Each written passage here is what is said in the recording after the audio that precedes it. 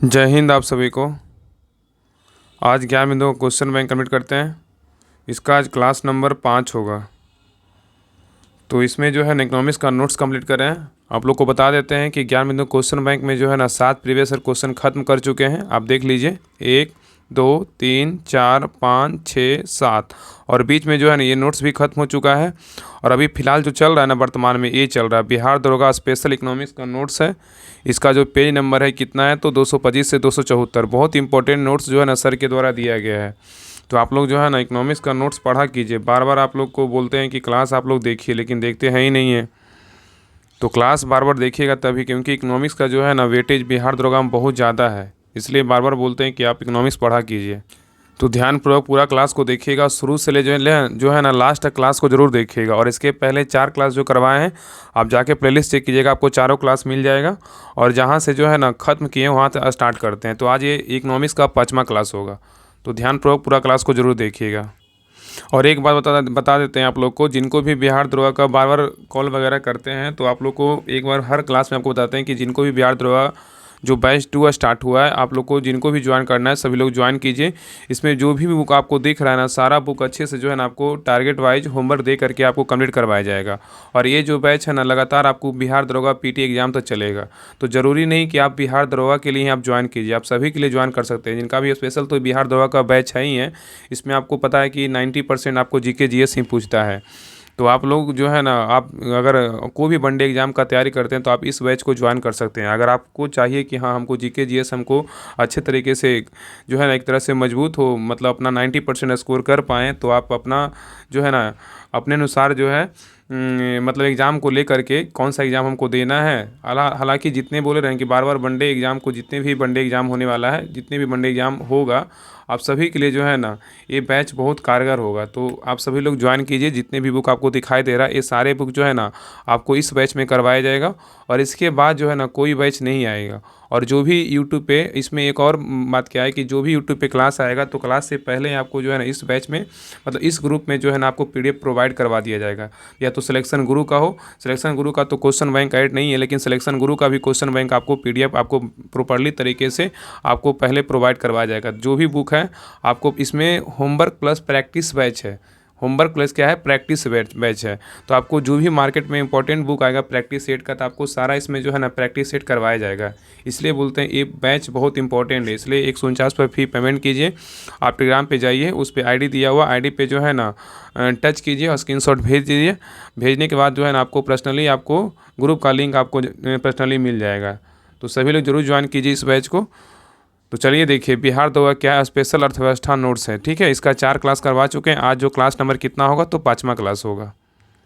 तो जहाँ तक ख़त्म किए हैं वहाँ से कंटिन्यू करते हैं। देखिए आज का जो क्लास होगा ना कहाँ से होगा, सरकारी बजट से। तो सरकारी बजट से आप लोग जो है ना पूरा क्लास को ज़रूर देखिएगा। यहाँ से जो है कंटिन्यू क्लास करेंगे। इसके पहले जो है आपको जितना भी 4 क्लास में सारा हम करवा चुके हैं। देखिए कह रहा है सरकारी बजट मतलब गवर्नमेंट बजट क्या होता है। तो कह रहा है बजट मतलब क्या है, बजट। तो कह रहा है कि बजट का जो अर्थ होता है ना थैला होता है, या तो हिसाब किताब बोल सकते हैं। ठीक है, तो बजट का जो अर्थ होता है इसको बजट बोल सकते हैं। तो ऐसे तो बजट पढ़ते हैं, लेकिन इसको क्या होता है, बजट का जो अर्थ होता है तो क्या होता है, हिसाब और किताब होता है। आगे कह रहा है 1801 में फ्रांस में इस शब्द का प्रयोग नेपोलियन के शासनकाल में किया गया था, याद रखिएगा। तो कह रहा है ना कि 1801 में फ्रांस में इस शब्द का प्रयोग नेपोलियन के शासनकाल में किया गया था। और यह जो है ना आय व्यय का क्या होता है, लेखा जोखा होता है। ठीक है, आगे कह रहा है कि भारत में पहली बार बजट जो है ना 18 फरवरी 1860 को जेम्स विल्सन के द्वारा लॉर्ड कैनिंग के समय हुआ था। तो यहाँ पे बहुत इंपॉर्टेंट क्वेश्चन है, पूछेगा क्वेश्चन कि भारत में पहली बार जो है ना बजट कब पेश किया गया था। तो 18 फरवरी 1860 में पेश किया गया था। और किसके द्वारा, तो जो है ना जेम्स विल्सन के द्वारा लॉर्ड कैनिंग के समय जो है ना पेश किया गया था। और भारत में बजट का पिता बोलेगा तो जेम्स विल्सन को जो है ना कहा जाता है। तो ये बहुत इंपॉर्टेंट क्वेश्चन है। तो जहाँ भी हम मार्क लगाते हैं तो वो सब क्वेश्चन आप लोग याद रखिएगा कि वो सब क्वेश्चन क्या है, इंपॉर्टेंट है। तो कह रहा है कि क्वेश्चन पूछा है कि भारत में जो है ना बजट का पिता किसे कहते हैं। तो याद रखिएगा जेम्स विल्सन को जो है ना भारत में बजट का पिता कहते हैं। और इसका वित्तीय वर्ष बोलेगा तो कि 1860 से क्या है 1866। 1 मई क्या है तो इसका 1 मई से 30 अप्रैल। ठीक है, याद रखिएगा। और 1867 से अब तक बोलेगा तो 1 अप्रैल से 31 मार्च। चलिए आगे देखिए। आगे कह रहा है कि भारत में पहली बार जो है ना इनकम टैक्स मतलब आयकर 24 जुलाई 1860 में जेम्स विल्सन के द्वारा लिया गया था। तो कह रहा है कि भारत में पहली बार इनकम टैक्स जो है ना आयकर 24 जुलाई 1860 में जेम्स विल्सन के द्वारा लिया गया था। आगे कह रहा है स्वतंत्रता के बाद पहली बार बजट जो है ना 26 नवंबर 1947 को भारत के पहले वित्त मंत्री डॉक्टर आर के शनमुखम सेठी के द्वारा पेश किया गया था। तो यहाँ पे क्वेश्चन पूछेगा ना कि स्वतंत्रता के बाद पहली बार बजट जो है ना कब पेश किया गया था, तो 26 नवंबर 1947 को पेश किया गया था। और उसमें भारत के पहले वित्त मंत्री कौन थे, तो आर के शनमुखम सेठी थे। नेक्स्ट है गणतंत्र भारत का पहला बजट बोलेगा तो 28 फरवरी 1950 को जॉन मथाई के द्वारा पेश किया गया था। तो एक क्वेश्चन अलग है, एक क्वेश्चन अलग है, ठीक है। तो गणतंत्र भारत का पहला बजट बोलेगा तो कब पेश किया गया था, तो 28 फरवरी 1950 को पेश किया गया था और जॉन मथाई के द्वारा जो है ना पेश किया गया था। नेक्स्ट है भारतीय संविधान में बजट की व्यवस्था अनुच्छेद 112 में जो है ना वर्णित है। तो यहाँ पे क्वेश्चन पूछेगा कि भारतीय संविधान में बजट का जो चर्चा है, उस बजट की चर्चा व्यवस्था बोल सकते हैं कि किस अनुच्छेद में, अनुच्छेद 112 में वर्णित है, जिसे जो है ना वार्षिक वित्तीय क्या कहते हैं, विवरण कहते हैं। नेक्स्ट है कि भारत में राष्ट्रपति द्वारा प्रत्येक वित्तीय वर्ष 1 अप्रैल से क्या है 31 मार्च से संबंधित संसद के दोनों सदनों के समक्ष उस वर्ष के लिए भारत सरकार की अनुमानित प्राप्तियां और व्यय का जो है ना विवरण सदन के पटल पर जो है ना रखवाया जाता है। तो कह रहा है कि भारत में राष्ट्रपति द्वारा प्रत्येक वित्तीय वर्ष 1 अप्रैल से 31 मार्च से संबंधित संसद के दोनों सदनों के समक्ष उस वर्ष के लिए भारत की सरकार की अनुमानित प्राप्तियां और व्यय का विवरण सदन के पटल पर जो है रखवाया जाता है। और आज सोचे है ना इस क्लास के बाद जो है ना मतलब सोच रहे हैं कि लगातार तो इकोनॉमिक्स का 4 क्लास करवाएं, इसमें 5वां क्लास ये है। तो नोट्स तो कंप्लीट शुरू से लेकर लास्ट तक करवाएंगे ही, लेकिन बीच में क्या है ना कि एक क्लास आपका नोट्स का और एक क्लास जो है ना आपका प्रीवियस ईयर क्वेश्चन का। आप लोग कमेंट में बताइएगा कि हाँ ऐसे क्या होता है ना कि इकोनॉमिक्स पढ़ते पढ़ते आप लोग को लगता है हम बार बार इकोनॉमिक्स पढ़ रहे हैं, तो बीच में क्या होगा ना प्रीवियस ईयर क्वेश्चन डाल देंगे। तो एक क्लास प्रीवियस ईयर क्वेश्चन का हो जाएगा, एक क्लास इकोनॉमिक्स का, क्योंकि इकोनॉमिक्स थोड़ा जो है ना हार्ड सब्जेक्ट है। तो ऐसे क्या होगा मिक्सअप में आपको पढ़ने में भी आपको मज़ा आएगा। तो आप लोग जैसा बोलिएगा तो जो है ना क्लास अगला जो 6ठा क्लास आएगा वो प्रीवियस ईयर क्वेश्चन स्टार्ट कर देंगे। जो 8वां प्रीवियस ईयर पेपर है ना उसको स्टार्ट कर देंगे। तो एक क्लास उसको लाएंगे, उसके बाद क्या होगा फिर इकोनॉमिक्स का क्लास लाएंगे, अल्टरनेट लाएंगे। तो आप लोग जरूर कमेंट कीजिएगा कि हाँ सही रहेगा ना कि लगातार इकोनॉमिक्स का ही क्लास मतलब इसको नोट्स को ख़त्म कर दें। तो जैसा कमेंट रहेगा वैसा हम जो है ना अगला क्लास को प्रोवाइड करवाएंगे आपके लिए। तो याद रखिएगा ना कि भारत में राष्ट्रपति द्वारा जो है ना प्रत्येक वित्तीय वर्ष 1 अप्रैल से 31 मार्च से संबंधित संसद के दोनों सदनों के समक्ष जो है ना उस वर्ष के लिए भारत सरकार की अनुमानित प्राप्तियां और व्यय का विवरण सदन के पटल पे जो है ना रखवाया जाता है। आगे कह रहा है कि भारत के पहली चुनी हुई सरकार द्वारा पहला बजट जो है ना चिंतामणि द्वारकानाथ देशमुख के द्वारा 1951 में प्रस्तुत किया गया था। ठीक है, तो कह रहा है ना कि भारत के पहली चुनी हुई सरकार द्वारा पहला बजट चिंतामणि द्वारकानाथ देशमुख के द्वारा जो है ना पेश किया गया था 1951 में। ठीक है, आगे देखिए कह रहा है कि हिंदी में पहला बजट जो है ना 1955 में चिंतामणि द्वारकानाथ देशमुख के द्वारा आरबीआई के पहले गवर्नर 1943 से 1949 एवं वित्त मंत्री 1950 से 57 तक थे। तो कह रहा है हिंदी में पहला बजट जो है 1955 में चिंतामणि द्वारकानाथ देशमुख के द्वारा एवं आरबीआई के पहले गवर्नर थे और 1943 से जो है ना 49 एवं वित्त मंत्री 1950 से 1975 तक थे। ठीक है, तो ये कौन थे, तो द्वारकानाथ देशमुख। चलिए आगे देखिए कह रहा है कि सबसे अधिक बार जो है ना बजट 10 बार जो है मोरारजी देसाई पेश किए थे और 9 बार पी चिदम्बरम और 8 बार प्रणब मुखर्जी और 7 बार चिंतामणि देशमुख पेश किए हैं। देखिए ये भी बहुत इंपॉर्टेंट है। तो कह रहा है सबसे अधिक बार बजट जो है ना 10 बार किसने पेश किया, तो मोरारजी देसाई ने पेश किया, 9 बार जो है ना पी चिदम्बरम ने पेश किया, 8 बार प्रणब मुखर्जी ने पेश किया और 7 बार जो है ना चिंतामणि द्वारकानाथ देशमुख ने पेश किया। चलिए नेक्स्ट आइए कह रहा है कि भारत के पहले जो है ना वित्त मंत्री कौन थे, लियाकत अली खान थे। लियाकत अली जो अंतरिम सरकार के थे। ठीक है, नेक्स्ट है भारत की पहली महिला वित्त मंत्री बोलेगा तो कौन थी, इंदिरा गांधी। 1970 में जो है ना प्रधानमंत्री रहते हुए जो है ना वित्त मंत्री बनी थी। तो भारत की पहली महिला वित्त मंत्री बोलेगा तो इंदिरा गांधी 1970 में और प्रधानमंत्री रहते हुए बनी थी। नेक्स्ट है भारत की पूर्णकालिक पहली महिला वित्त मंत्री बोलेगा तो कौन है, निर्मला सीतारमन। तो भारत की जो है ना पूर्णकालिक पहली महिला वित्त मंत्री बोलेगा तो कौन है, निर्मला सीतारमन है। नेक्स्ट है 1 फरवरी 2020 को निर्मला सीतारमन ने वही खाता की शुरुआत की थी। तो कह रहा है कि 1 फरवरी 2020 को जो है ना निर्मला सीतारमन ने वही खाता की शुरुआत की और प्रथम जो है ना पेपरलेस बजट जो है ना 1 फरवरी 2021 में निर्मला सीतारमन जो है ना पेश किया था। तो क्या पूछे को क्वेश्चन कि प्रथम पेपरलेस बजट जो है ना कब पेश किया गया था, तो 1 फरवरी 2021 को पेश किया गया था। किसके द्वारा? निर्मला सीतारमण के द्वारा पेश किया गया था। और भारत में ऐसे 2 वित्त मंत्री रहे हैं जो बाद में जो है ना राष्ट्रपति बने हैं। कौन कौन है? तो आर वेंकटरमन और कौन कौन है? प्रणब मुखर्जी। तो याद रखिएगा ना कि क्वेश्चन पूछा है कि भारत में ऐसे कितने वित्त मंत्री रहे हैं जो बाद में जो है ना राष्ट्रपति बने हैं, तो 2 ऐसे हैं। एक कौन है? पहला है आर वेंकटरमन, दूसरा है प्रणब मुखर्जी। और नेक्स्ट देखिए कह रहा है कि 4 ऐसे वित्त मंत्री जो बाद में क्या है? प्रधानमंत्री बने हैं। तो 4 ऐसे वित्त मंत्री हैं जो बाद में क्या है? तो प्रधानमंत्री बने हैं। पहला क्या है? मोरारजी देसाई, दूसरा क्या है? चौधरी चरण सिंह, तीसरा कौन है? विश्वनाथ प्रताप सिंह, और चौथा कौन है? मनमोहन सिंह। ये 4 जो है ना ऐसे वित्त मंत्री हैं जो बाद में क्या है? भारत के प्रधानमंत्री के रूप में कार्य किए हैं। कौन कौन? मोरारजी देसाई, चौधरी चरण सिंह, विश्वनाथ प्रताप सिंह और मनमोहन सिंह। चलिए आगे देखिए कह रहा है कि 3 ऐसे व्यक्ति जो प्रधानमंत्री रहते हुए जो है ना बजट पेश किए, प्रधानमंत्री रहते हुए वित्त मंत्री का जो है ना काम किया। कौन कौन? जवाहरलाल नेहरू 1958 से 59, इंदिरा गांधी 1970 से 71, राजीव गांधी जो है ना 1987 से क्या है? 1988। तो 3 ऐसे व्यक्ति हैं ना जो प्रधानमंत्री रहते हुए क्या किए, मतलब वित्त मंत्री का जो है ना काम किए, मतलब बजट पेश किए। कौन कौन? तो जवाहरलाल नेहरू, इंदिरा गांधी और राजीव गांधी। चलिए आगे देखिए कह रहा है कि ऐसे वित्त मंत्री जिसके वित्त मंत्री रहते हुए सबसे अधिक आर्थिक समृद्धि दर प्राप्त हुआ, कौन थे? एन डी तिवारी 1988 से 89, 10.2%। आगे देखिए कह रहा है कि वार्षिक वित्तीय विवरण क्या है। इसमें 2 भाग होता है, पिछले वर्ष का वित्तीय विवरण, एक होता है अंतिम वर्ष का वित्तीय विवरण। पिछले वर्ष का वित्तीय विवरण में क्या है? आर्थिक सर्वेक्षण है। उसके नीचे क्या है? उसके नीचे आएंगे तो क्या होता है? वो पब्लिक बजट से 1 दिन पहले होता है, ठीक है। और अंतिम वर्ष का वित्तीय विवरण में आम बजट होता है। उसके आगे क्या होता है? 1 फरवरी को जो है ना पेश किया जाता है, ठीक है। चलिए आगे देखिए। आयकर अनुच्छेद 116 के अनुसार अंतरिम बजट जो है ना चुनावी वर्ष में पेश किया जाता है, ठीक है। तो कह रहा है अनुच्छेद 116 के अनुसार जो है ना अंतरिम बजट जो है चुनावी वर्ष में पेश किया जाता है। अब अंतरिम बजट का उद्देश्य नई सरकार कार्य संभालने के बाद पूर्ण बजट पेश करने तक सरकारी व्यय तथा आवश्यक सेवाओं की निरंतरता सुनिश्चित करना होता है। आगे कह रहा है कि हाल ही में संसद में अंतरिम बजट जो है ना 2024-25 प्रस्तुत किया गया। हाल ही में जो है ना संसद में अंतरिम बजट 2024-25 प्रस्तुत किया। इसमें सर्वांगीण, सर्वव्यापी तथा सर्वसमावेशी विकास के साथ साथ वर्ष 2047 तक विकसित भारत की परिकल्पना की गई है।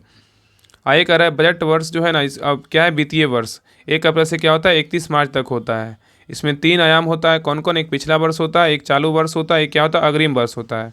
पिछला वर्ष में क्या होता है? चालू वर्ष के पीछे वाला वर्ष होता है। और चालू वर्ष में जिस वित्तीय वर्ष में बजट पेश किया जाता है वो चालू वर्ष होता है। अग्रिम वर्ष क्या? जिसके लिए बजट पेश किया जाता है, ठीक है। इसमें जो है ना चालू वर्ष के पीछे वाला वर्ष और जिस वित्तीय वर्ष में बजट पेश किया जाता है उसका क्या होता है? इकोनॉमिक सर्वे कार्य करता है। और जिसके लिए बजट पेश किया जाता है उस क्या है? तो पब्लिक बजट कार्य करता है, ठीक है। आगे कह रहा है बजट जो है ना 2 प्रकार का है, उपयोग के आधार पे, एक है अवधारणा के आधार पे। तो उपयोग के आधार पे जो है ना परंपरागत बजट बोलेगा तो 1860 में, लाइन बजट बोलेगा तो 1950 में, निष्पादन बजट बोलेगा तो 1968 में, शून्य आधारित बजट बोलेगा तो 1987 में, और आउटकम बजट बोलेगा तो 2005 में, और लिंक बजट बोलेगा तो 2005 में। नेक्स्ट देखिए अवधारणा के आधार पे जो बजट है, बजटीय घाटा बोलेगा तो 1950 में, राजस्व घाटा बोलेगा तो 1950 में, राजकोषीय घाटा बोलेगा तो 1991 में, और प्राथमिक घाटा बोलेगा तो 1966 में, और मौद्रिक घाटा बोलेगा तो 1999 में, और प्रभावी राजस्व घाटा बोलेगा तो 2009 में, ठीक है। चलिए आगे देखिए। आगे कह रहा है कि परंपरागत बजट जो 1860 में पेश किया गया था, इसके बारे में कह रहा है ऐसा बजट जिसमें व्यय और आय का विवरण हो उसे जो है ना परंपरागत बजट कहते हैं। कहाँ कहाँ व्यय हो रही है और कहाँ कहाँ से आय हो रहा है, ठीक है। आगे कह रहा है समानता जो है ना बजट की अवधारणा परंपरागत बजट की ही अवधारणा है। कह रहा है कि समानता जो है ना बजट की अवधारणा परंपरागत बजट की ही अवधारणा है और इसकी शुरुआत 18 फरवरी जो है ना 1860 को हुई थी। आगे कह रहा है कि लाइन बजट जो है ना क्या होता है, ये पेश किया गया था 1950 में। तो कह रहा है लाइन बजट के बारे में कि पिछले वर्षों में पेश किए गए बजट से बढ़ाकर बजट पेश करना लाइन बजट कहलाता है। और भारत के हर वर्ष में के बजट में इसका प्रयोग किया जाता है। किसका? तो लाइन बजट का। आगे कह रहा है कि जॉन मथाई द्वारा, तो कह रहा है कि लाइन बजट जो है ना सरकार द्वारा कोविड में अपनाया गया, जिसमें व्यय बढ़ेगा और आर्थिक गतिविधियाँ बढ़ेगी और रोजगार बढ़ेगा। नेक्स्ट निष्पादन बजट, परफॉर्मेंस बजटिंग जो है ना 1968 में पेश किया गया था। इसके बारे में कह रहा है कि मोरारजी देसाई द्वारा लाया गया था और यह अवधारणा यूएसए से ली गई है। जितने बजट में कोई कार्य पूरा हो सकता है उतना बजट जारी करना निष्पादन बजट कहलाता है। तो निष्पादन बजट किसे कहेंगे? तो जितने बजट में कोई कार्य पूरा हो सकता है उतना बजट जारी करना निष्पादन बजट कहलाता है। ठीक है, चलिए आगे देखिए।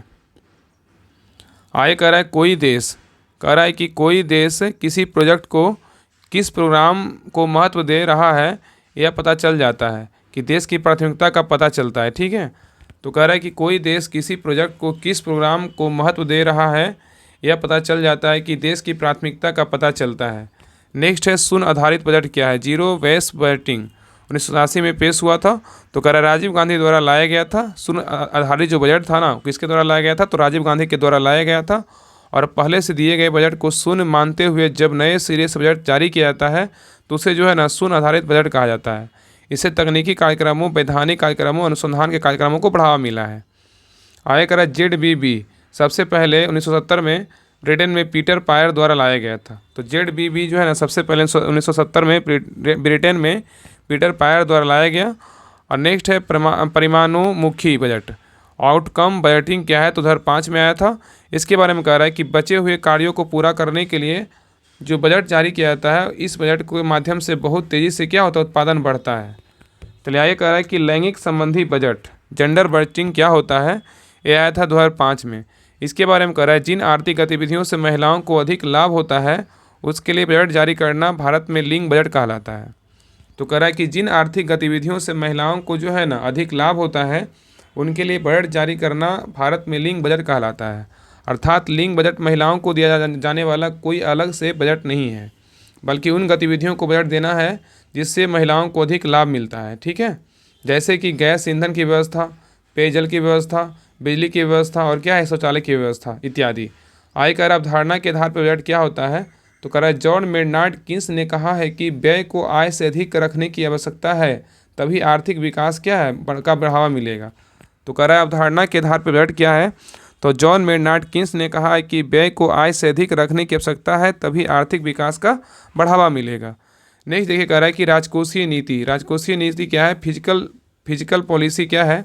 ये कह रहा है ना कि सार्वजनिक व्यय, सार्वजनिक आय, सार्वजनिक ऋण, आकारोपण, बजट घाटे, सब्सिडी और हीनार्थ प्रबंधन या घाटे की वित्त व्यवस्था से संबंधित नीतियां राजकोषीय नीतियां कहलाती है। ठीक है, आगे कह रहा है राजस्व प्राप्तियां क्या है? राजस्व प्राप्तियां क्या है? रेवेन्यू जो है ना रिसिप्ट्स, कह रहा है कि सरकार की हर वह प्राप्ति जो सरकार के ऊपर ना तो किसी प्रकार की देयता को जन्म दे और ना ही यह सरकार की संपत्ति में किसी प्रकार की कमी को उत्पन्न करे, राजस्व प्राप्ति कहलाता है। ठीक है, इसके अंतर्गत निम्नलिखित प्राप्तियों को सम्मिलित किया जाता है। पहला क्या है? तो कर से होने वाली प्राप्तियां, प्रत्यक्ष व अप्रत्यक्ष कर। और दूसरा क्या है? सरकार द्वारा वसूला गया जुर्माना। ये क्या है? ये भी क्या है? तो ये राजस्व प्राप्तियां हैं। आगे नेक्स्ट देखिए, सार्वजनिक क्षेत्र की कंपनियों, कह रहा है कि सार्वजनिक क्षेत्र की कंपनियों से प्राप्त होने वाला क्या है? तो लाभांश है। ठीक है, आगे है कि दिए गए ऋण प्राप्त होने वाला क्या है? ब्याज है।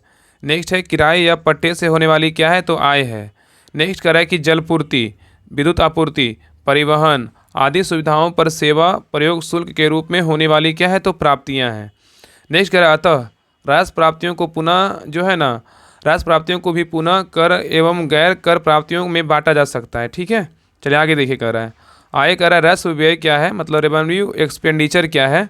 तो कह रहा है कि राजस्व व्यय सरकार के वैसे व्यय हैं, कह रहा है कि राजस्व व्यय सरकार के वैसे व्यय हैं जिनसे किसी भी प्रकार की संपत्ति का निर्माण नहीं होता है और वे व्यय मुक्तापभोग के उद्देश्य से किए जाते हैं।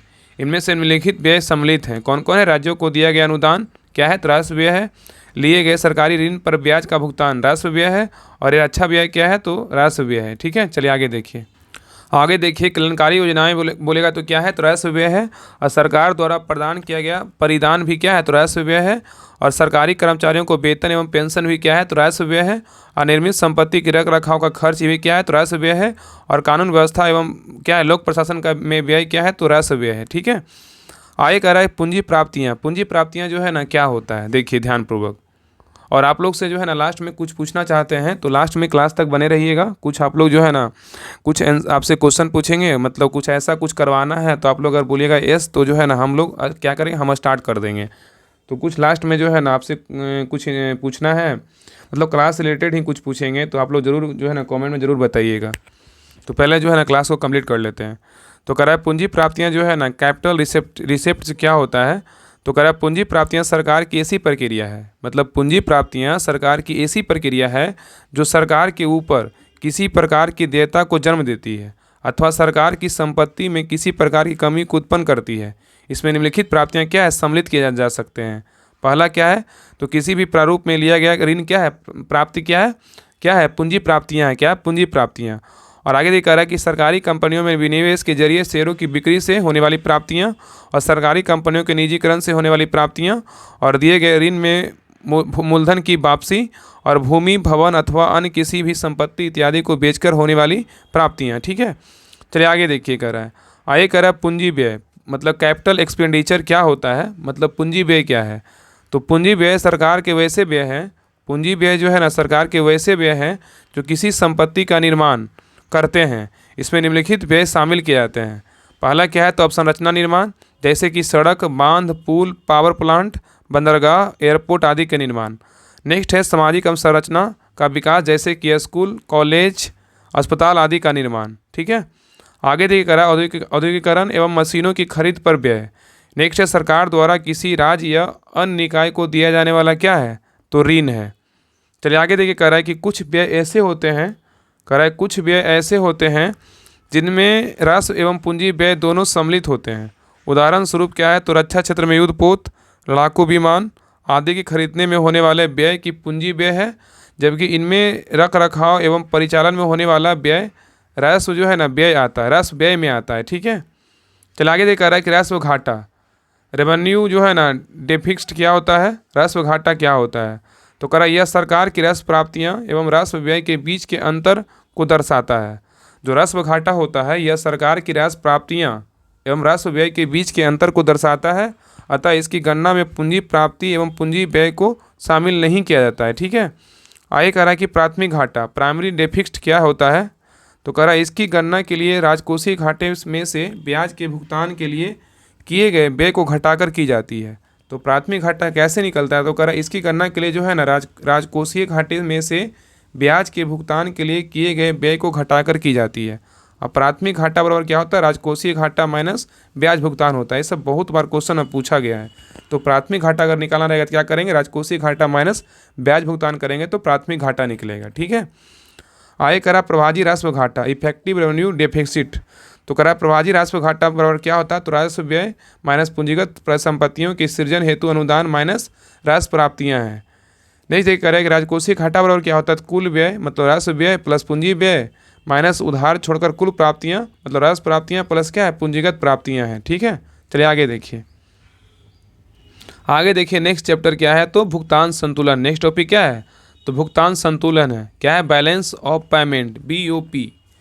तो भुगतान संतुलन जो है ना क्या होता है, तो कह रहा है किसी भी देश के एक वित्तीय वर्ष में पूरे विश्व के साथ होने वाले वित्तीय लेन देन को उस देश का जो है ना भुगतान संतुलन कहते हैं।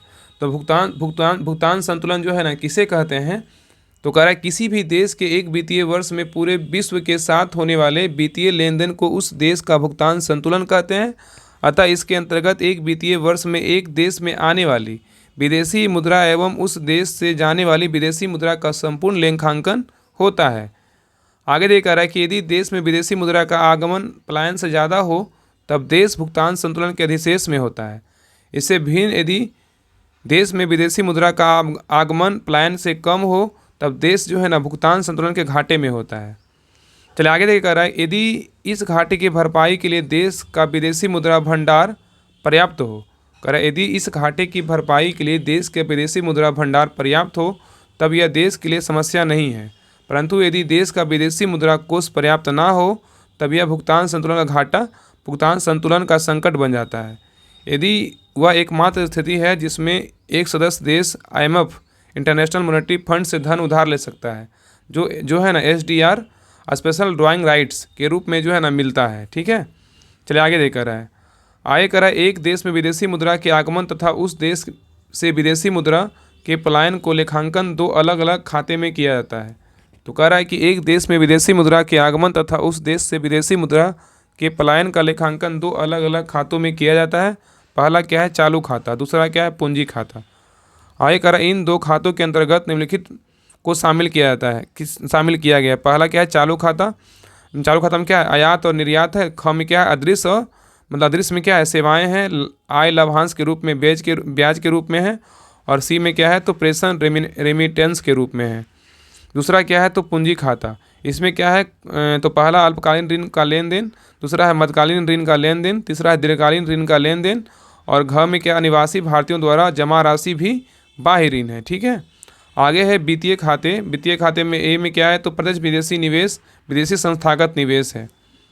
चलाइए देखिए, कह रहा है कि यदि विदेशी मुद्रा के आगमन एवं पलायन की गणना मात्र चालू खाते के अंतर्गत की जाए एवं चालू खाते में आगमन पलायन से ज़्यादा हो, तब इसे जो है ना चालू खाते का अधिशेष कहेंगे। ठीक है, जबकि उस स्थिति को जब चालू खाते से पलायन आगमन से अधिक हो, तब इससे चालू खाते का घाटा कहेंगे। यदि एक देश राजकोषीय घाटे के साथ साथ चालू खाते के घाटे में भी है, तो इसे जो है ना जुड़वा घाटा मतलब ट्विन डेफिसिट कहेंगे। ठीक है, आप लोग को बता देते हैं ना कि आप लोग को इस चैनल पे ही जो है आपको शुरू से लेके जो है ना आपको लास्ट तक ज्ञान बिंदु क्वेश्चन बैंक आपको खत्म करवाया जाएगा। आप कहीं भी छानबीन कर लीजिए, आप यूट्यूब पर देख लीजिए कि आपको इकोनॉमिक्स का जो है ना नोट्स जो है ज्ञान बिंदु नोट्स में मतलब क्वेश्चन बैंक में नोट्स कोई नहीं करवा रहा है। आपको सिर्फ प्रीवियस क्वेश्चन आंसर थोड़ा बहुत डिस्कशन करा दिए, उसका बात खत्म। बहुत सारे ऐसे लोग करवा रहे हैं, लेकिन आपको इस चैनल पे जो है ना आपको शुरू से लेकर लास्ट तक आपको पूरा जो है ना थोड़ा समय लगेगा, लेकिन बारीकी से जो है ना शुरू से लेकर लास्ट तक ख़त्म करेंगे। तो आपको सारा जो है ना प्रीवियस क्वेश्चन हो या तो उसमें नोट्स दिया गया हो, आपको सारा जो है ना लाइन बाय लाइन आपको ख़त्म करवाया जाएगा। आप कहीं भी सर्च कर लीजिए कि ज्ञान बिंदु क्वेश्चन बैंक इकोनॉमिक्स का नोट्स जो है ना कौन करवाया है, तो कोई नहीं करवाया है, यूट्यूब पे बता रहे हैं। क्योंकि सबको पता है कि इसका जो है ना बहुत लोग इसमें कम इंटरेस्ट रखते हैं, लेकिन जिसमें कम इंटरेस्ट होता है ना उसी में लोग पता है उसी में लोग एग्ज़ाम में क्या होता है क्वालिफाई नहीं कर पाते हैं। क्योंकि पता है, आपको पता होना चाहिए कि 1200 का एग्ज़ाम हुआ बिहार दरोगा में, उसमें कम से कम 8 गो जो है ना पीटी में इकोनॉमिक्स का क्वेश्चन पूछा है। अगर इकोनॉमिक्स आप लोग नहीं पढ़िएगा, अगर आप भी सबके जैसा करिएगा, तो आपका बिल्कुल रिजल्ट नहीं होने वाला है। इसलिए बोलते हैं कि मन दाब करके एक बार नहीं तो 2 बार नहीं 3 बार देखिए क्लास को। एकदम जो है ना जो क्वेश्चन बनेगा ना आपसे वही क्वेश्चन पूछेगा। और आप लोग से जो है लास्ट में कुछ आपको आप अभी बता दीजिएगा कि हम सोच रहे हैं ना कि जो ज्ञान बिंदु का जो बिहार दरोगा जो बैच में सर करवा रहे हैं, जो जिसे बायोलॉजी का नोट्स दिए, ज्योग्राफी का नोट्स दिए, इकोनॉमिक्स का नोट्स दिए, पॉलिटी का नोट्स दिए, तो अगर आप लोग बोलिएगा ना तो उसका इकोनॉमिक्स हम मतलब उसका ऑब्जेक्टिव करवा देंगे। ऑब्जेक्टिव अगर रेडी रहिएगा, तो अगर आप लोग कमेंट इस क्लास के नीचे कमेंट कीजिएगा कि हाँ ज्ञान बिंदु नोट्स का और आपको ऑब्जेक्टिव चाहिए। क्योंकि देखिए थ्योरी करेंगे, आप लोग थ्योरी पढ़ लीजिएगा, ठीक है ना, थ्योरी पढ़ लीजिएगा। उसके बाद इकोनॉमिक्स बार बार इकोनॉमिक्स बोल रहे हैं। थ्योरी पढ़ने के बाद क्या कीजिएगा, जब क्लास हम डालेंगे तो इकोनॉमिक्स का जो है ना ऑब्जेक्टिव का जो है ना जब हम क्लास डालेंगे तो आप लोग ऑब्जेक्टिव का क्वेश्चन कर लीजिएगा। तो उससे क्या होगा, आपका जो कॉन्सेप्ट क्लियर हो जाएगा और अच्छे से जो है ना क्वेश्चन कैसे कैसे बनेगा वो आपका सारा जो है ना एक तरह से आपका सारा क्लियर हो जाएगा। जैसे भी हम मान लीजिए नोट्स में इकोनॉमिक्स पढ़ रहे हैं, तो जो भी इकोनॉमिक्स में जो ऑब्जेक्टिव सर दिए हैं तो उसका ऑब्जेक्टिव करवा देंगे, तो आपका एक तरह से अच्छे से जो है ना आपका रिवीजन हो जाएगा। तो आप लोग बताइएगा कि ज्ञान बिंदु नोट्स का जो है ना ऑब्जेक्टिव जितना भी क्वेश्चन दिया हुआ है, मतलब पॉलिटी में, हिस्ट्री में, ज्योग्राफी में, बायोलॉजी में, इकोनॉमिक्स में, सारा आपको ऑब्जेक्टिव चाहिए ऑब्जेक्टिव क्लास चाहिए, तो आप लोग कमेंट कीजिएगा, रेस कीजिएगा, तो हम स्टार्ट कर देंगे। तो पहले अगर पॉलिटी का बोलेगा पॉलिटी का, इकोनॉमिक्स का बोलेगा इकोनॉमिक्स का, लेकिन अल्टरनेट बाय अल्टरनेट करके जो है ना नोट्स का भी क्लास क्या करेंगे, स्टार्ट कर देंगे। ऑब्जेक्टिव टाइप का जो ऑब्जेक्टिव क्वेश्चन रहता है वो सारा आपको जो है ना इस चैनल पे आपको क्लास करवाएंगे। तो आप लोग बोलिएगा तो जैसा करेंगे, अगर नहीं बोलिएगा तो नहीं करेंगे। बाकी जो चल रहा है कंटिन्यू बेसिस पे आपको चलते रहेगा। लेकिन ऐसा हम सोच रहे थे कि जितने भी नोट्स है ज्ञान बिंदु का, उसका ऑब्जेक्टिव जो है ना क्वेश्चन करवा दिया जाए। क्योंकि अभी जो अपडेटेड जो नोट्स निकाले हैं ना सर, जैसे इकोनॉमिक्स का हो गया, पॉलिटी का हो गया, तो उसमें आपको जो है ना क्वेश्चन जो ऑब्जेक्टिव दिया हुआ उसके नीचे लिखा हुआ है कि कौन सा एग्जाम में पूछा हुआ है, और बहुत ही अच्छे तरीके से जो है नोट्स तैयार किया गया है। और ऑब्जेक्टिव जो क्वेश्चन देखिएगा तब लगेगा कि हाँ कितना अच्छा क्वेश्चन जो है ना सर के द्वारा डाला गया है। और उसका PDF ना थ्योरी, और जैसे डेली करवाएंगे ना वैसे उससे आपको डेली PDF देंगे। तो ऐसे क्या होगा कि आप थ्योरी पढ़ लीजिएगा, जब क्लास आएगा तो ऑब्जेक्टिव देख लीजिएगा, उससे आपका सारा कॉन्सेप्ट क्लियर हो जाएगा। यही था आपसे पूछना, तो आप लोग ज़रूर कमेंट बताइएगा। तो चलिए आगे देखते हैं।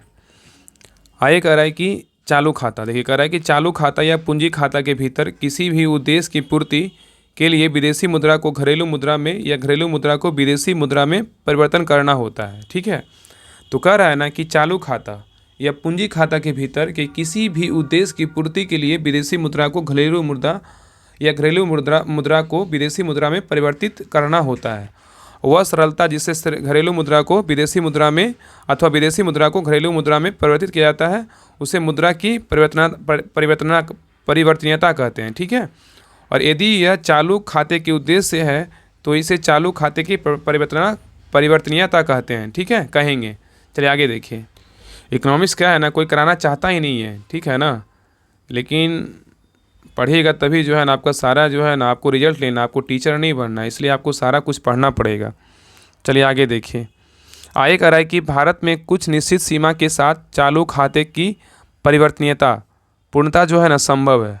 तो कह रहा है कि भारत में कुछ निश्चित सीमा के साथ चालू खाते की जो है ना परिवर्तनीयता क्या है, पूर्णतः संभव है। हालांकि पूंजी खाते की परिवर्तनीयता पूर्णतः संभव नहीं है। इसमें कई रोक हैं। ये रोक पूंजी के आकस्मिक बहिर्गमन को रोकने के लिए है। ठीक है, आय कर, परंतु ये रोक देश में विदेशी निवेश को भी प्रभावित करते हैं।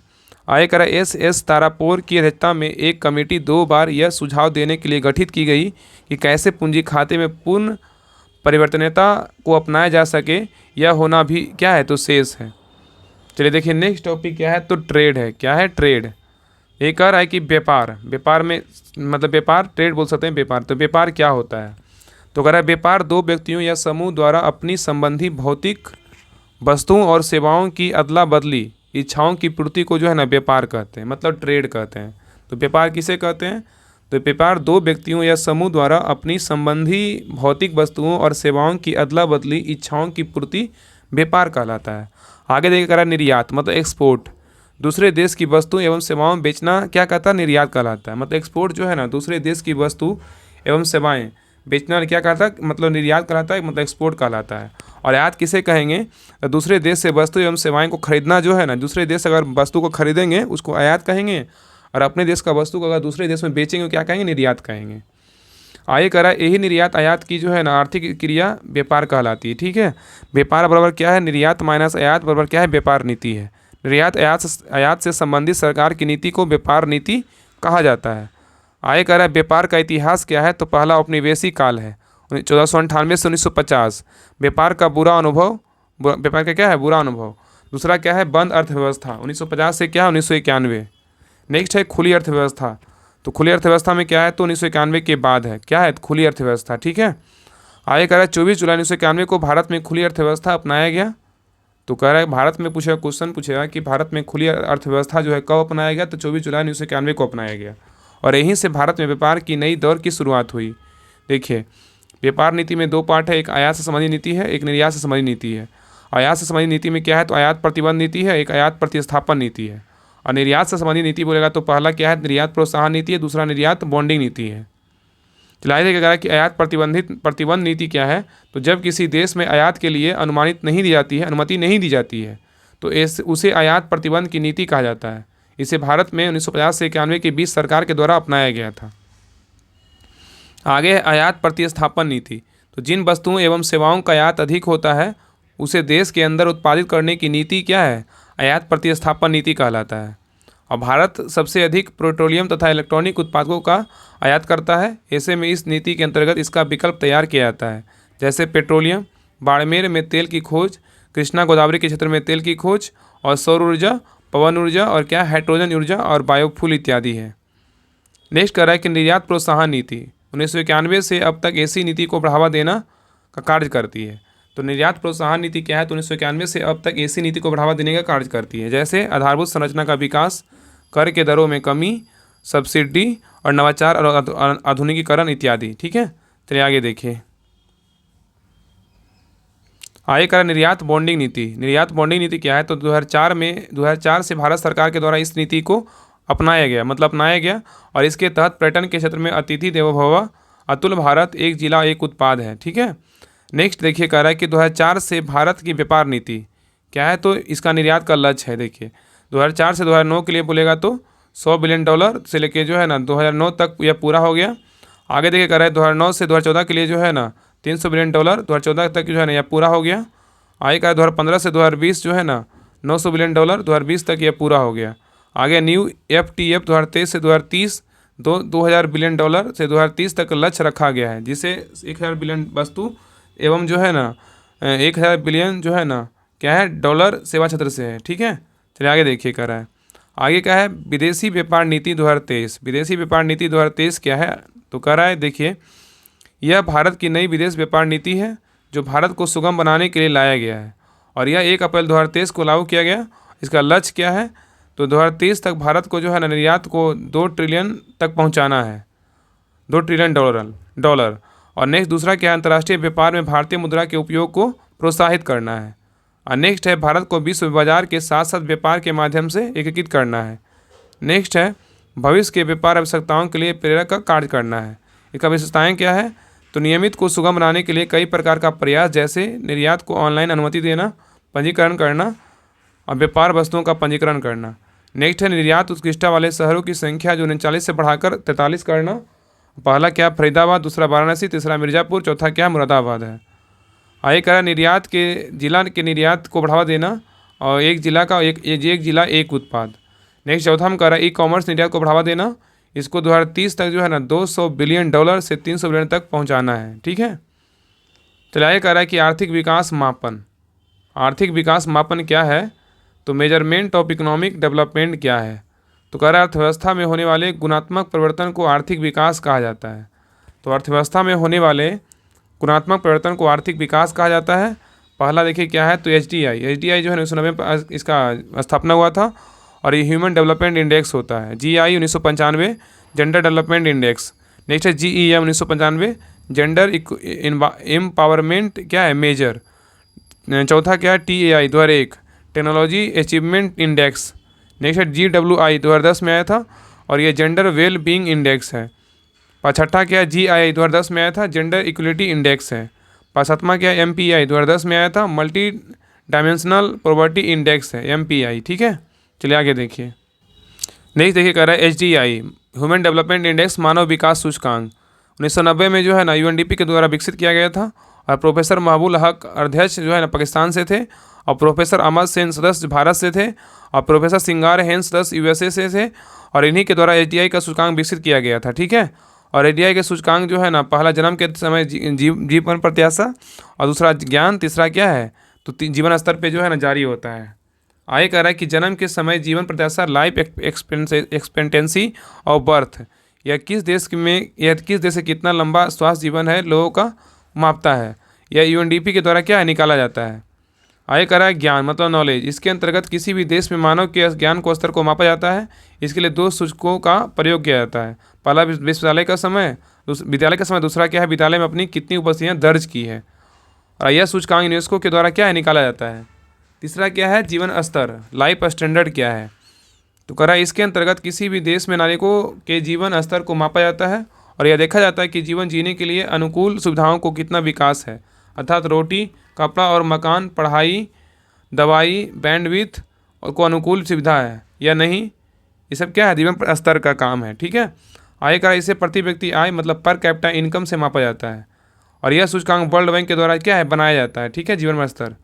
और HDI बराबर क्या है, तो 1/3 LEB नॉलेज प्लस क्या है LS है। यदि कह रहा है कि HDI का मान 0.8 से अधिक हो तो उच्च मानव विकास वाला देश होगा।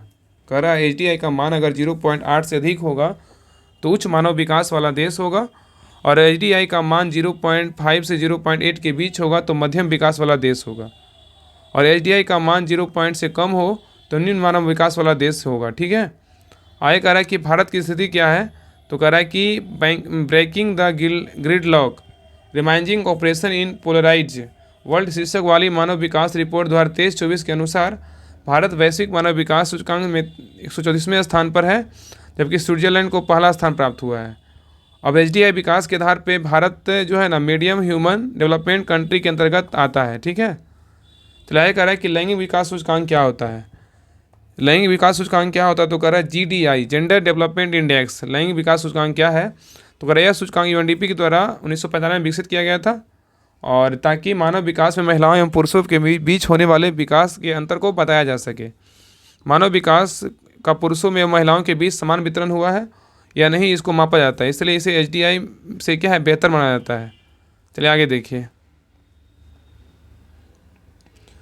आगे कह रहा है कि लैंगिक शक्तिकरण मापन। क्या कह रहा है? लैंगिक शक्तिकरण मापन क्या है? मतलब GEM, जेंडर एम्पावरमेंट मीन्स तो क्या कह रहा है?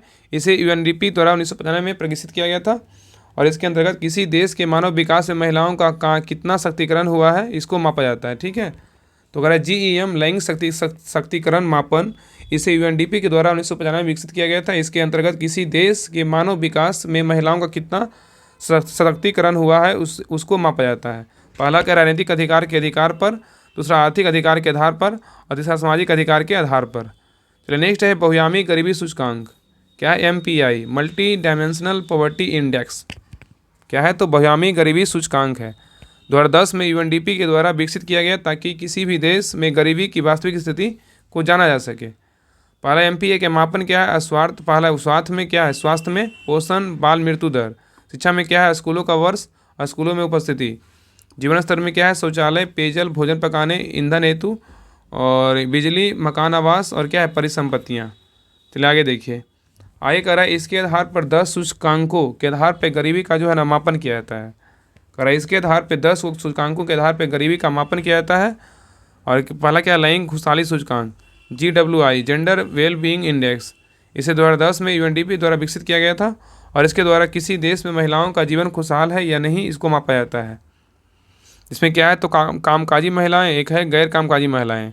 इसमें क्या? जिनकी मौद्रिक आय जो है ना, मतलब एग्जाम्पल में नौकरी, व्यवसाय आदि से है। और गैर कामकाजी महिलाएं में क्या है? घरेलू महिलाएं। ठीक है, आगे देखिए। कह रहा है कि लैंगिक असमानता सूचकांक क्या होता है? GII, Indian equality index. कह रहा है 2010 में UNDP के द्वारा लाया गया था और इसे GDI GEM के सूचकांक के कमियों को दूर करने के लिए किया गया था और इस सूचकांक के माध्यम से किसी भी देश में महिलाओं के साथ होने वाली विषमता को मापा जाता है। तो कह रहा है लैंगिक असमानता सूचकांक में क्या है? तो कह रहा है इस सूचकांक के माध्यम से किसी भी देश में महिलाओं के साथ होने वाली विषमता को मापा जाता है। चलिए आगे देखिए। कह रहा है GII की गणना 3 आधार पर की जाती है। पहला पैनल व स्वास्थ्य, इसके अंतर्गत मातृत्व को मापा जाता है। दूसरा सशक्तिकरण, संसद में भागीदारी कितनी है और उस शिक्षा जो है ना की भागीदारी कितनी है। ठीक है, चलिए आगे देखिए। कह रहा है कि श्रम बाजार भागीदारी, इसमें क्या है? तो रोजगार में महिला की क्या होती है? भागीदारी होती है। ठीक है, चलिए नेक्स्ट देखिए। टॉपिक क्या है? समावेशी विकास है। क्या? समावेशी विकास है। ठीक है, तो कह रहा है कि जब आर्थिक विकास के लाभ को समाज के सभी वर्गों, सभी क्षेत्रों, अर्थव्यवस्था के सभी क्षेत्रों तक जाता है उसे समावेशी क्या कहते हैं? विकास कहा जाता है। ठीक है, तो समावेशी इंक्लूसिव डेवलपमेंट किसे कहते हैं? समावेशी विकास किसे कहते हैं? तो कह रहा है जब आर्थिक विकास के लाभ को समाज के सभी वर्गों, सभी क्षेत्रों तथा अर्थव्यवस्था के सभी क्षेत्रों तक जाता है उसे समावेशी विकास कहा जाता है। चलिए आगे देखिए। आगे कह रहा है, एक मिनट देखिए। आगे कह रहा है ना कि भारत में 1991 के आर्थिक सुधार के कारण सबको लाभ नहीं मिल पाया। इसी कारण क्या है? विषमता उत्पन्न हुई। जैसे शहर गांव, धनी निर्धन, पुरुष स्त्री, शिक्षित क्या अशिक्षित। आगे कह रहा है समावेशी विकास के प्रकार। पहला क्या है? तो सामाजिक समावेशन है। एक कब आया था? 1998 में। और दूसरा क्या है? वित्तीय समावेशन। एक कब आया था? तो 2006 में आया था। मतलब क्या है? सोशल इंक्लूजन और क्या है? फाइनेंशियल इंक्लूजन है। ठीक है, नेक्स्ट कह रहा है कि सामाजिक समावेशन क्या है? तो जिससे सामाजिक अधिकार और सम्मान में वृद्धि होता है। जैसे महिला को अधिकार एवं शिक्षा, बच्चों एवं बुजुर्गों को, दिव्यांगों को सुरक्षा। ठीक है, तो कह रहा है सामाजिक समावेशन क्या है? तो जिसमें सामाजिक अधिकार और सम्मान में वृद्धि होता है। जैसे महिला को अधिकार एवं शिक्षा, बच्चों एवं बुजुर्गों को और दिव्यांगों को क्या है? सुरक्षा है। नेक्स्ट देखिए। कह रहा है वित्तीय समावेशन। कह रहा है वित्तीय रूप में बहिष्कृत लोगों को वित्तीय सुविधाओं से जोड़ना वित्तीय समावेशन कहलाता है। तो कह रहा है कि वित्तीय समावेशन क्या होता है? तो वित्तीय रूप से बहिष्कृत लोगों को वित्तीय सुविधाओं से जोड़ना वित्तीय समावेशन कहलाता है। जैसे बैंकों में खाता खोलकर सस्ते दरों को लोन उपलब्ध कराना और बीमा करके। ठीक है, एग्जाम्पल में क्या है? तो प्रधानमंत्री जन धन योजना 2014 और शून्य बैलेंस पर ग्राहकों का 48 करोड़ खाता। और दूसरा में क्या है? मुद्रा बैंक 2015, 0 से 10 लाख तक लोन। और तीसरा में क्या है? प्रधानमंत्री किसान पेंशन योजना PMKY। ये कब आया था? 2019 में आया था। ये सभी बहुत पूछा, जो इसमें है ना बहुत इंपॉर्टेंट है। इसमें चौथा क्या? Stand up India. ये कब आया था? 2016 में आया था। इसमें 10 लाख से 1 करोड़ तक क्या है? ऋण मतलब मिलेगा। चलिए आगे देखिए। आगे कह रहा है कि सतत विकास, सस्टेनेबल डेवलपमेंट क्या होता है? तो अगर ऐसा विकास जिससे पर्यावरण का कोई क्षति ना हो वही सतत विकास कहा जाता है। सतत विकास की वर्तमान में विकास की वैश्विक दृष्टि है। सतत विकास बराबर आर्थिक समृद्धि प्लस पर्यावरण संरक्षण। आगे कह रहा है पृष्ठभूमि। ब्रटलैंड आयोग 1984 में बनाया गया एवं 1987 में अपनी रिपोर्ट दी जिसका नाम हमारा साझा भविष्य था। इसी रिपोर्ट ने पहली बार जो है सतत विकास की अवधारणा दी थी। ठीक है, इसके लिए 1992 में पृथ्वी सम्मेलन मतलब रियो सम्मेलन ब्राज़ील में हुआ था, किया गया था तथा एजेंडा 21 बनाया गया था। और सतत विकास का जो लक्ष्य है 17 का जो है ना SD 17 जो है इसका क्या है, तो कह रहा है कि संयुक्त राष्ट्र संघ के नेतृत्व में इसे लागू कर दिया गया। 2015 से लेकर 30 के बीच है। ठीक है, पहला इसमें क्या है ना गरीबी समाप्त करना लक्ष्य है, और दूसरा क्या है तो भूखमरी समाप्त करना, तीसरा है अच्छी स्वास्थ्य एवं खुशहाली, चौथा क्या है गुणवत्तापूर्ण शिक्षा, आगे कह रहा है कि लैंगिक समानता, और छठा है स्वच्छ जल और स्वच्छता, नेक्स्ट है स्वच्छ ऊर्जा, आर्थिक समृद्धि, उद्योग, नवाचार, आधारभूत संरचना, 10वां असमानता को घटाना, और 11वां है टिकाऊ शहर एवं समुदाय, 12वां उत्तरदायित्वपूर्ण उपयोग या उत्पादन, 13वां है जलवायु कार्यवाही, 14वां है जल के नीचे जीवन, और 15वां स्थलीय भाग पर जीवन या स्थलीय जैव विविधता का संरक्षण, और 16वां शांत एवं न्यायपूर्ण संस्थाएं, और 7वां है लक्ष्य को प्राप्त करने के लिए साझेदारी। ठीक है, चलिए आगे देखिए। आगे कह रहा है कि राष्ट्रीय आय। राष्ट्रीय आय जो है ना नेशनल इनकम क्या होता है। ठीक है, ध्यानपूर्वक देखिए। कह रहा है किसी भी अर्थव्यवस्था में एक वर्ष के दौरान उत्पादित अंतिम वस्तुओं तथा सेवाओं का मूल्य जो है ना राष्ट्रीय आय कहलाता है। और भारत की राष्ट्रीय आय प्रति व्यक्ति आय की गणना का प्रथम प्रयास दादा भाई नौरोजी ने वर्ष 1967 से 68 में किया था। तो भारत में जो है ना भारत की राष्ट्रीय आय और प्रति व्यक्ति आय की गणना पहली बार जो है प्रथम बार प्रयास जो है दादा भाई नौरोजी ने वर्ष 1867-68 में किया था। और नौरोजी के आकलन के अनुसार वर्ष 1868 में प्रति व्यक्ति आय 20 रुपया थी। और नेक्स्ट है फ्यूडले सिराज ने वर्ष 1911 में प्रति व्यक्ति आय 49 रुपये बताया।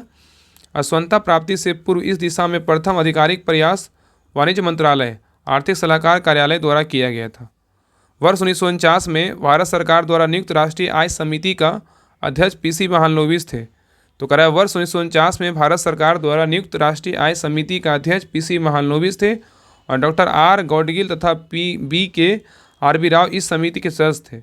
इस समिति की पहली रिपोर्ट जो है 1991 में प्रस्तुत की गई थी, जिसके अनुसार 1948-49 के लिए भारत की राष्ट्रीय आय 8650 करोड़ और प्रति व्यक्ति आय बोलेगा तो पर कैपिटा इनकम 246.9 रुपया था। ठीक है, आय कह रहा है कि भारत में राष्ट्रीय आय के आंकड़े वित्तीय वर्ष 1 अप्रैल से 31 मार्च पर आधारित है।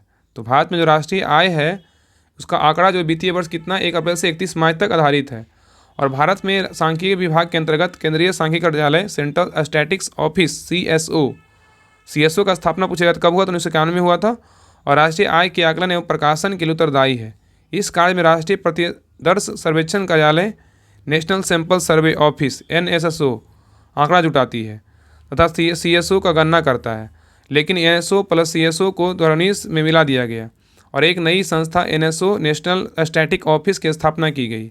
वर्तमान में राष्ट्रीय आय का आंकड़ा NSO द्वारा जारी किया जाता है। ठीक है, आय कर आधुनिक GDP की गणना विश्व में पहली बार USA में साइमन कुजनेट्स के द्वारा 1934 में की गई थी। तो यहाँ पे क्वेश्चन पूछा है कि आधुनिक GDP की गणना विश्व में पहली बार किसने किया था। USA में साइमन कुजनेट्स के द्वारा 1934 में की गई थी।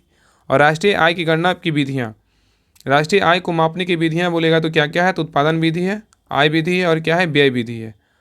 उत्पादन विधि क्या होता है, प्रोडक्शन मेथड। उत्पादन विधि अर्थव्यवस्था के कुल उत्पादन में उत्पादकता इकाइयों के अंशदान की माप की प्रस्तुत करता है।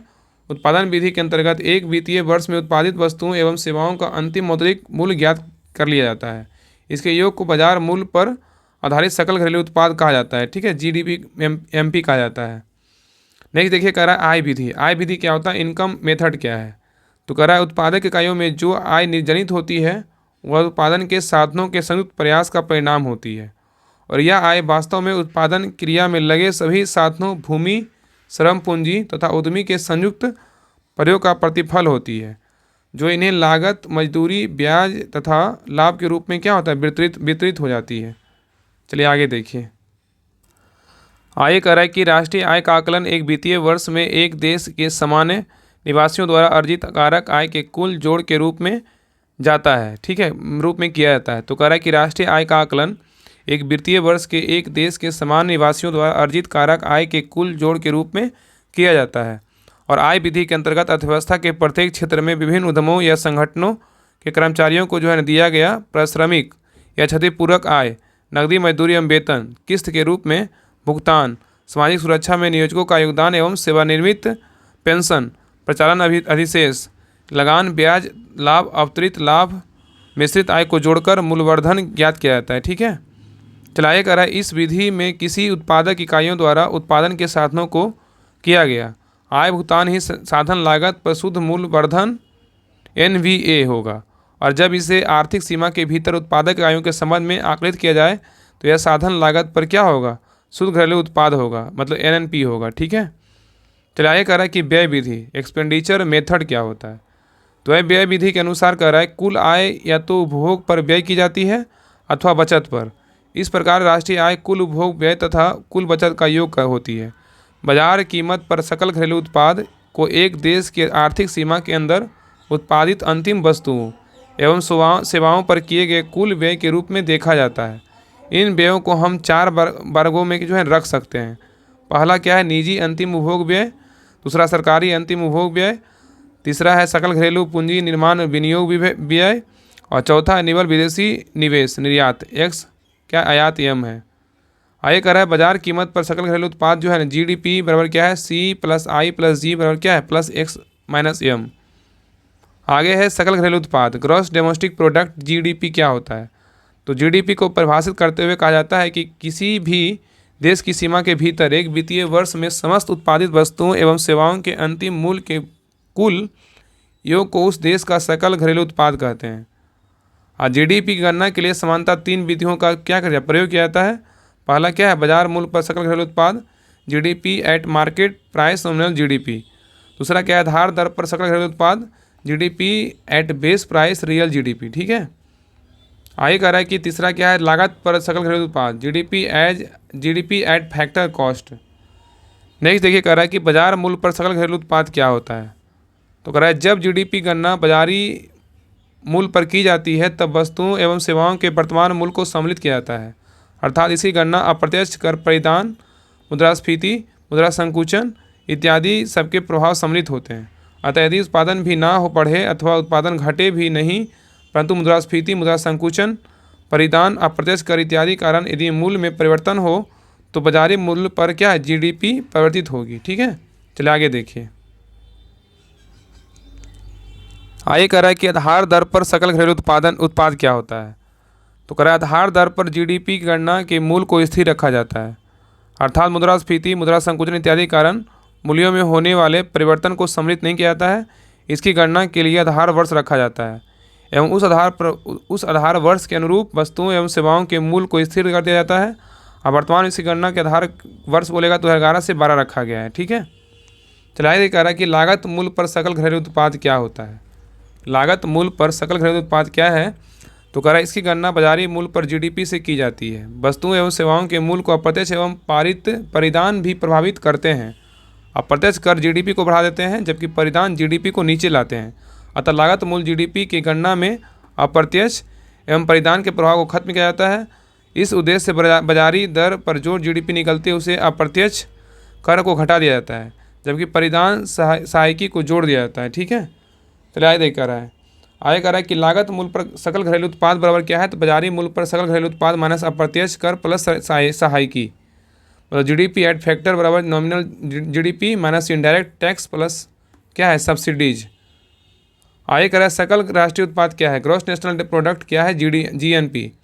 इसकी परिभाषा के अनुसार विश्व की किसी भी हिस्से में एक देश के नागरिकों एवं कंपनियों के द्वारा समस्त उत्पादित वस्तुओं तथा सेवाओं के मूल्य को कुल योग के उस देश का GNP कहते हैं।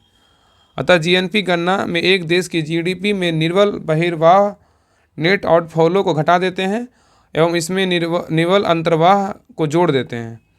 और तो क्या निकलता है, सकल राष्ट्रीय उत्पाद बराबर क्या है। तो बाजारी मूल्य पर सकल घरेलू उत्पाद माइनस निवल बहिर्वाह प्लस क्या है निवल अंतर्वाह है, ठीक है।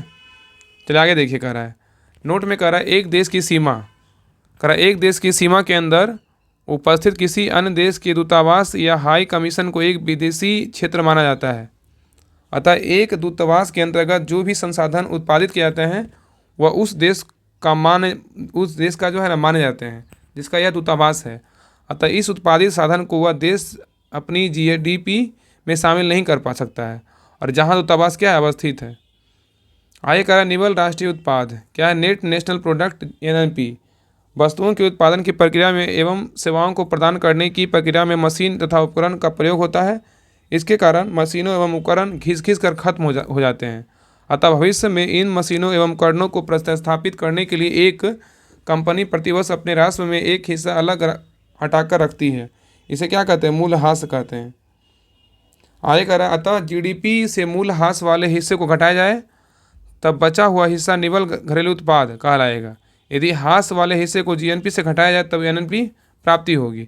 जिसे निवल राष्ट्रीय उत्पाद बराबर क्या है, सकल राष्ट्रीय उत्पाद माइनस मूल्यह्रास है। आगे कह रहा है कि राष्ट्रीय आय क्या है, तो नेशनल इनकम क्या है। तो कह रहा है कि जब एनएनपी की गणना लागत मूल्य पर की जाती है तब उस देश की राष्ट्रीय आय निकलती है और एनएनपी से राष्ट्रीय आय की गणना करने के लिए इसमें प्रत्यक्ष कर को घटा दिया जाता है तो परिधान सहायकी को जोड़ दिया जाता है। राष्ट्रीय आय बराबर क्या है, निवल राष्ट्रीय उत्पाद माइनस अप्रत्यक्ष कर प्लस सहायकी। क्या निकलेगा, राष्ट्रीय आय निकलेगा। आएगा प्रति व्यक्ति आय निकालना रहेगा, क्या होगा, प्रति व्यक्ति आय बराबर राष्ट्रीय आय बटा देश की जनसंख्या। आय करा कोस्ट क्या है, मतलब लागत क्या है। किसी भी इनपुट को आउटपुट में बदलने के लिए जो कुछ भी व्यय किया जाता है उसे लागत कहा जाता है। अर्थात किसी वस्तु या सेवा के उत्पादन के लिए किया गया व्यय लागत कहा जाता है।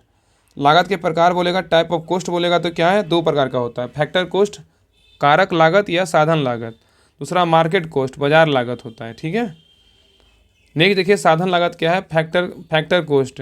एक होता है प्राइमरी कोस्ट प्राथमिक लागत, सेकेंडरी कोस्ट द्वितीयक लागत।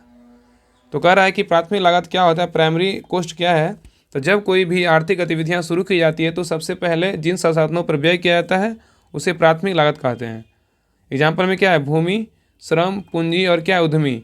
भूमि में क्या है, किराया, श्रम में क्या है, मजदूरी, पूंजी में क्या है, ब्याज और उद्यमी में क्या है, लाभ है। ठीक है, इनके लिए किया जाता है व्यय जो है ना प्राइमरी कोस्ट कहलाता है। द्वितीयक लागत जो है सेकेंडरी कोस्ट क्या है, तो उत्पादन के लिए आधारभूत संरचना पर किया गया व्यय द्वितीय लागत कहलाता है। तो कह रहा है द्वितीय लागत जो है ना किसे कहेंगे, तो उत्पादन के लिए आधारभूत संरचना पर किया गया व्यय द्वितीयक लागत कहलाता है। एग्जाम्पल में ऊर्जा, संचार, परिवहन, बैंकिंग, सुरक्षा। ऊर्जा, संचार, परिवहन, बैंकिंग, सुरक्षा, बीमा, प्रशिक्षण इत्यादि क्या है, तो द्वितीय लागत है। ठीक है, चलिए आगे देखिए। आगे कह रहा है कि बाजार लागत मार्केट कोस्ट क्या है, तो जब कारक लागत के साथ करो की लागत को जोड़ दिया जाता है उसे बाजार लागत कहा जाता है। बाजार लागत बराबर क्या है, प्राथमिक लागत प्लस कर होता है। मूल्य प्राइस कह रहा है जब लागत में लाभ को जोड़ दिया जाता है उसे मूल्य कहा जाता है। मूल्य बराबर क्या है, बाजार लागत प्लस लाभ होता है। मूल्य के प्रकार क्या है, टाइप्स ऑफ प्राइस, निश्चित मूल्य और क्या है, चालू मूल्य, कांस्टेंट प्राइस और करेंट प्राइस। तो कह रहा है कि निश्चित मूल्य क्या होता है, कांस्टेंट प्राइस क्या होता है, तो कह रहा है जब किसी आधार वर्ष के आधार पर मूल्य निकाला जाता है उसे निश्चित मूल्य कहते हैं। चालू मूल्य क्या है, करेंट प्राइस क्या है, जब वर्तमान वर्ष के आधार पर मूल्य निकाला जाता है तो उसे चालू मूल्य कहा जाता है। आगे देख रहा है आधार वर्ष क्या होता है, तो कह रहा है जिस वर्ष के आधार पर आर्थिक गणना की जाती है उसे आधार वर्ष कहा जाता है और यह समानता आर्थिक रूप से स्थिर वर्ष जो है न लिया जाता है और हर 5 वर्ष पर यह बदलता रहता है। जैसे वर्तमान में आधार वर्ष क्या है, 2011 से 12 है। नोट में कह रहा है 2011 से 12 के बाद अभी तक कोई स्थिर रूप से आधार वर्ष नहीं मिला है। ठीक है, एग्जाम्पल में 2016-17 है नोटबंदी, 17 से 18 बोलेगा जीएसटी के कारण, और 2018-19 बोलेगा तो एनबीएफसी, और कृषि कारण बोलेगा तो चौथा क्या 19 से 20 आर्थिक गिरावट, और 55-20 से 21 बोलेगा तो कोरोना कारण। ठीक है, चलिए आगे देखिए। आयकर आज़ादी के बाद भारत की अर्थव्यवस्था का पहला आधार वर्ष क्या है, 1948 से 49 है। तो आज़ादी के बाद भारत की अर्थव्यवस्था का पहला आधार वर्ष बोलेगा तो क्या है, 1948 से 1949 है। नेक्स्ट है मध्यवर्ती वस्तु सेवा। तो कह रहा है कि ऐसी वस्तु एवं सेवाएं जिनका पुनः उत्पादन में उपयोग होता है उन्हें मध्यवर्ती वस्तु या सेवा कहा जाता है। इनकी गणना राष्ट्रीय आय में नहीं की जाती है। नेक्स्ट कह रहा है अंतिम वस्तु एवं सेवाएं। कह रहा है ऐसी वस्तु एवं सेवाएं जिनका उत्पादन में उपयोग नहीं होता है इनकी गणना जीडीपी से की जाती है। तो नेक्स्ट है वास्तविक जीडीपी। जब जीडीपी गणना आधार वर्ष के आधार पर की जाती है तो उसे क्या कहेंगे, जीडीपी, वास्तविक जीडीपी कहेंगे। कितना उत्पादन हुआ, कितना महंगाई बढ़ी। चलिए आगे, नाम मात्र जीडीपी क्या होता है। तो कह रहा है जब जीडीपी की गणना वर्तमान वर्ष या चालू वर्ष के आधार पर की जाती है तो उसे क्या कहें, नामात्र जीडीपी कहेंगे। तो नामात्र जीडीपी क्या है, तो जब जीडीपी की गणना वर्तमान वर्ष या चालू खाता वर्ष में किया के आधार पर की जाती है, इसमें सिर्फ उत्पादन या आपूर्ति का पता चलता है। ठीक है, चलिए आगे देखिए। आगे कर रहा है जीडीपी एमपी जो वर्तमान में पूरी दुनिया में अर्थव्यवस्था की तुलना में जीडीपी के आधार पर किया जाता है। यूएसए में क्या है 22.4 ट्रिलियन डॉलर, चाइना में 18.3 ट्रिलियन डॉलर, जापान में 4.39 ट्रिलियन डॉलर, जर्मनी में क्या है 4 ट्रिलियन डॉलर, इंडिया में क्या है 3.5 ट्रिलियन डॉलर है। आगे करा भारत में वर्तमान में भारत सरकार का लक्ष्य 2022-23 से 3.5 ट्रिलियन डॉलर से डॉलर, और 2027 में 5 ट्रिलियन डॉलर, और 2030 में क्या है 7 ट्रिलियन डॉलर, 2047 में क्या है 30 ट्रिलियन डॉलर। तो नेक्स्ट आगे करा आज़ादी के बाद भारत का समृद्धि दर क्या है 1950 से 2021 तक।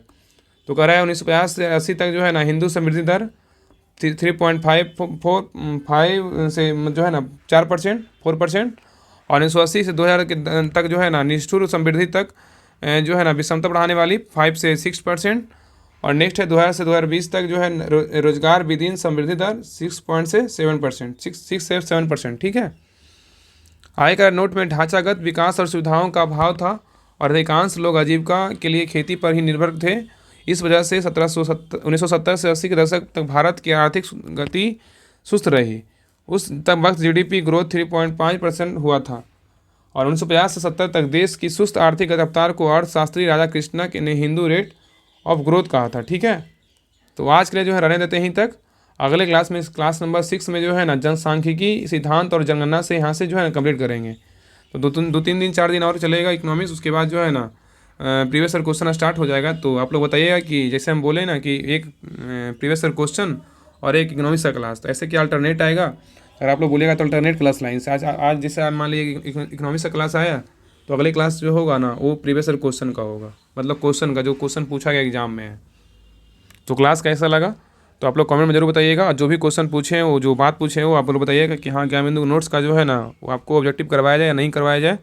और क्लास को जो है ना हर ग्रुप में ज़रूर शेयर कीजिए, क्योंकि बहुत मेहनत से जो है ना क्लास आप लोग के लिए ही लाया जाता है कि आप लोग का जो ज़्यादा से ज़्यादा आपका जो है ना आपको फ़ायदा हो। इस चैनल पर से जुड़े हैं तो आपको बहुत फ़ायदा हो। तो आप क्लास को लाइक ज़रूर कीजिएगा और ज़बरदस्ती जो है ना एक बार नहीं तो 2 बार ज़रूर आप इकोनॉमिक्स का क्लास देखिए, क्योंकि इकोनॉमिक्स आपको मजबूत करना बहुत ज़रूरी है। अगर आप बिहार दरोगा एग्जाम दे रहे हैं तो आपको हर एग्जाम में जो है ना बिहार दरोगा का साथ साथ आपको सारे एग्जाम में इकोनॉमिक्स का क्वेश्चन पूछ रहा है, इसलिए इकोनॉमिक्स आपको पढ़ना पड़ेगा। तो रो के पढ़िए चाहे हंस के पढ़िए, पढ़ना पड़ेगा। तो मिलते हैं नेक्स्ट क्लास में, तब तक के लिए जय हिंद जय भारत।